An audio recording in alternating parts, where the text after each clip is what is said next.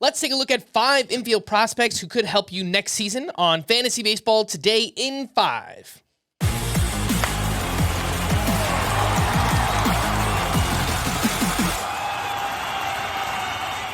Welcome into FBT in 5 on Tuesday, December 10th. I am Frank Stampfl, joined by Scott White, and let's take a look at 5 infield prospects who could make an impact in 2025.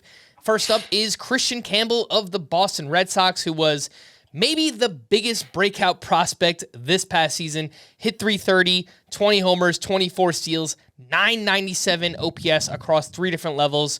And Scott, Roster Resource has David Hamilton penciled in at second base for the Red Sox.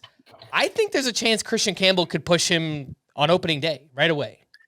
Yeah, there's a chance. We'll have a better idea when we start getting reports out of Red Sox camp and spring training. He certainly has the most upside of their second base candidates, but I kind of think they have so many others who already have their feet wet in the majors that they're all going to get a chance to fail first. It includes David Hamilton, but also Vaughn Grissom, maybe Ceddanne Rafaela if they don't find another place for him to play. And so my suspicion is Campbell will have to wait his turn, but he could blow the doors off in spring training and change all that. He blew the doors off in the minors last year, across 3 levels, high A, double A, triple A. It didn't matter. Kristian Campbell performed at a very high level. And he kind of came out of nowhere, wasn't a high draft pick in 2023. But the Red Sox went to work right away on his swing, improved the bat speed, turned him into a power hitter to go with great on-base skills. He's athletic. He steals bases. And he just looks like that there aren't a lot of flaws to be found in Kristian Campbell. So I think he's going to be an impactful fantasy player at some point. Let's lump these next 2 names together. Matt Shaw of the Cubs and Coby Mayo of the Orioles. Matt Shaw, big power and speed. Coby Mayo has that big power potential. The problem here for both, Scott, they're awesome talents, big upside long-term, is will they have an opportunity to play right away in 2025? Because it seems like for both teams, they could have some players blocking them. Yeah, multiple players blocking them, especially Coby Mayo. I mean, the Orioles. Look, if they trusted Coby Mayo to play third base, it'd be fine. They could move Jordan Westbrook to second base full time. Mayo takes over at third, but I don't think they do. I don't think he's up to the standard defensively, which means first base is his likely home. And at first base, they have Ryan Mountcastle, Ryan O'Hearn, a catcher prospect, Samuel Basayo. It seems like ultimately he's going to end up at first base. Heston Kjerstad is a first base option. So Mayo got an early audition this past year, and all he did was strike out 22 times in 41 at-bats. It did not go well, did not put his best foot forward. And so I do think he's behind the 8 ball right now and really has to do a lot this spring to win the Orioles over. Huge power potential, but those strikeout concerns are there. And given the defensive limitations, I'm a little concerned about Mayo long-term.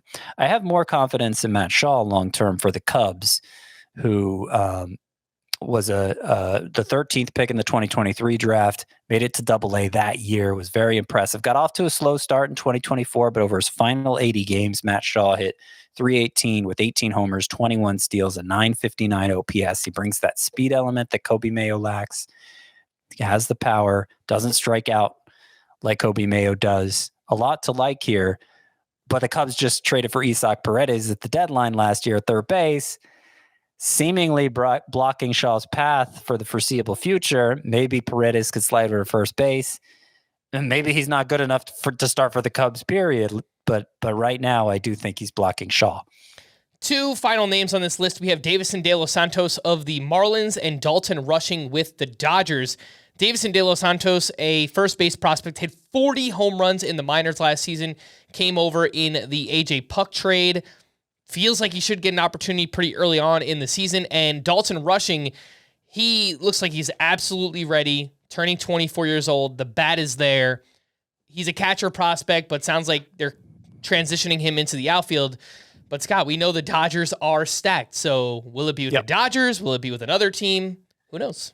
It'll be for somebody, and it may be a catcher. I think the Dodgers moved rushing to left field late last year just because they got Will Smith locked up forever, and they knew that wasn't going to be Rushing's path catcher except on a part-time basis. But they love the bat. He has good exit velocities, already knows how to maximize his power with good pull and fly ball tendencies. Great walk rate, just has the makings of an OPS monster. Maybe Dalton Rushing becomes some other team's catcher when the Dodgers make a big trade, but a lot of upside here and deserves an opportunity soon at age 24. Deyvison De Los Santos, the huge power production in the minors this past year. You don't see many 40 homer seasons down there, but a lot more questions about the actual skill set. In particular, the chase rate very high, over 40% against minor league pitchers.